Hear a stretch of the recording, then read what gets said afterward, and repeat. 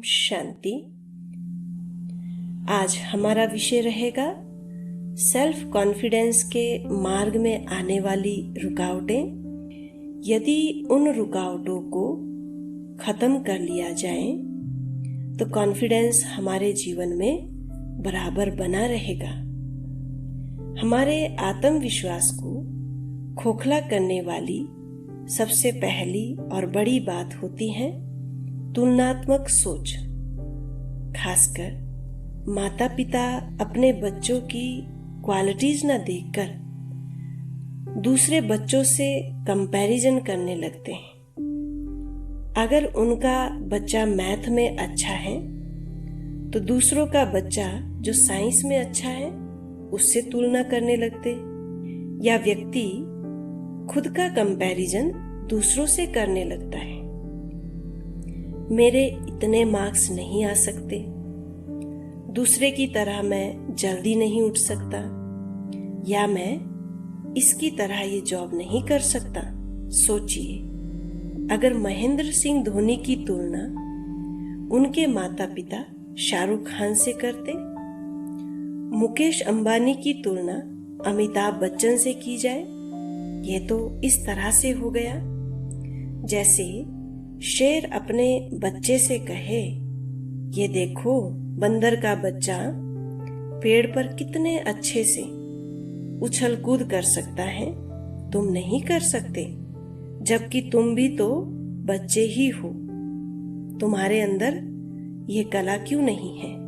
तो इस प्रकार तुलनात्मक दृष्टिकोण आत्मविश्वास को तोड़ता है। तो चेक करें, कहीं हम तो नहीं अपना कंपैरिजन दूसरों से करते हैं। दूसरी बात, जब व्यक्ति किसी काम को करने के बाद सफल नहीं हो पाता तो मन में नेगेटिव विचार आने लगते हैं। आई एम नॉट एबल, शायद मेरी किस्मत में नहीं, मैं योग्य नहीं हूं, या फिर अब मैं नहीं कर सकता हूं।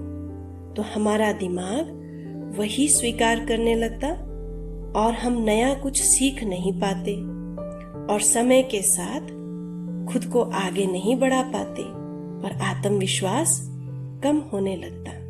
तो ये दो बातें, मैं नहीं कर सकता, मैं काबिल नहीं हूं, ये आत्मविश्वास के सबसे बड़े दुश्मन हैं। तो आप भी चिंतन करें, कहीं आपके इस प्रकार के विचार बार बार तो नहीं आते।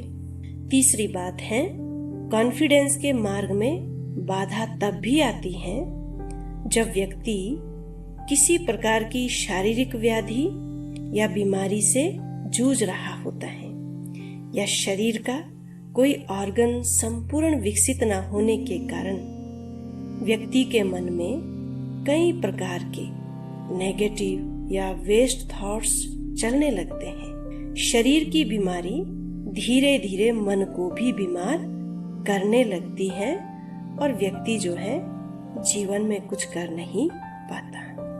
नेक्स्ट पॉइंट, चौथी बात है, आत्मविश्वास के मार्ग की रुकावट जो होती है खासकर युवाओं के लिए। जब कई बार युवा गांव या छोटे कस्बे से शहरों में कॉलेजेस यूनिवर्सिटीज में पढ़ने या किसी कंपनीज में जॉब करने के लिए जाते हैं, उनके लिए नया वातावरण होता है, नए लोग होते हैं, या कई बार लैंग्वेज प्रॉब्लम भी होती है। उन्हें लगता है इतने एडवांस एटमॉस्फेयर में कैसे वो डील कर पाएंगे और अपनी बात नहीं रख पाते, कहीं हमसे कुछ गलत तो नहीं बोला जाएगा या मेरी बात रिजेक्ट तो नहीं होगी। तो उनका कॉन्फिडेंस अंदर से गिरता जाता है। और पांचवी बात होती है कॉन्फिडेंस को कमजोर करने वाली, जब किसी का शाई नेचर होता है तो ऐसे व्यक्ति दूसरों से हिलने मिलने में अनकंफर्टेबल फील करते और अपनी एक अलग ही दुनिया बना लेते। कम कॉन्फिडेंस होने के कारण अपने विचार, अपनी बातें खुलकर नहीं रख पाते। तो ये उनके जीवन में जो है बहुत बड़ी समस्या होती है और उनका जो कॉन्फिडेंस है वो बढ़ नहीं सकता बल्कि और ही कमजोर हो जाता है। तो आपको भी देखना है कहीं हमारे सामने समस्या तो नहीं है। छठी बात है आत्मविश्वास को कमजोर करने वाली कि जब व्यक्ति को घर से किसी भी प्रकार की सपोर्ट नहीं मिल पाती, खासकर युवा पर इसका ज्यादा असर होता है। कलह कलेश का माहौल जब होता है घर में तो युवा उस माहौल से बचने के लिए बाहर संग ढूंढता तो गलत रास्ता पकड़ लेता और कॉन्फिडेंस खोता जाता। एक सत्य घटना है, एक बार बहुत बड़े डॉक्टर जो समाज के लिए उनके द्वारा किए गए सराहनीय कार्यों के लिए उन्हें सम्मानित किया जा रहा था। तो किसी व्यक्ति ने उनसे पूछा, आप इतने बड़े आदमी कैसे बने जबकि आपका भाई आपके विपरीत उल्टे काम करता है। तब डॉक्टर ने अपना एक्सपीरियंस शेयर किया कि आज मैं यहाँ हूँ अपने पिता के कारण, क्योंकि मेरे पिता बहुत शराब पीते थे, जुआ खेलते थे, माँ को मारते पीटते थे और माँ सिलाई करके हमें पालती और पढ़ाती। तो मैंने अपने अंदर दृढ़ संकल्प लिया जिसने मेरे आत्मविश्वास को कभी कम नहीं होने दिया कि मैं कभी अपने पिता की तरह नहीं बनूंगा, चाहे कुछ भी हो जाए। और आज मैं यहाँ हूँ, जबकि मेरा भाई हमेशा कहता, क्या करे हमारे पिता ने भी तो यही सब किया और उसने गलत संग पकड़ लिया।